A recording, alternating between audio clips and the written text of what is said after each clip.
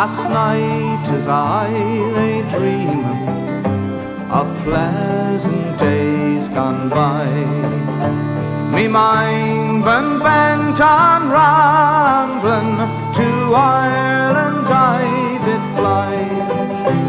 I stepped on board a vision, and I followed with the will, till next I came to anchor at the cross in Spansel Hill. It been on the 23rd of June, the day before the fair, when Ireland's sons and daughters and friends assemble there. The young, the old, the brave and the bold came their duty to fulfill at the parish church in Clooney, a mile from Spansel Hill. I went to see me neighbours, to see what they might say. The old ones were all dead and gone, the young ones turning grey. But I met the tailor Quigley, he's as bold as ever still. He used to make me breeches when I lived in Spansel Hill.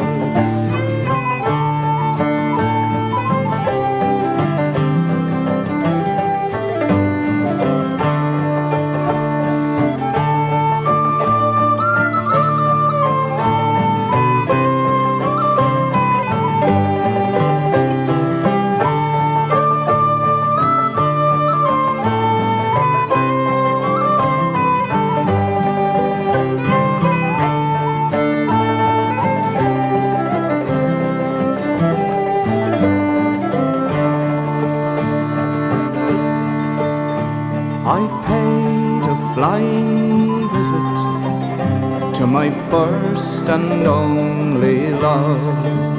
She's as white as any lily, gentle as a dove, and she threw her arms around me, saying, Johnny, I love you still. She's Nell, the farmer's daughter, and the pride of Spansel Hill. I dreamt I held and kissed her, as in the days of yore. Johnny, you're only joking, as many's the time before.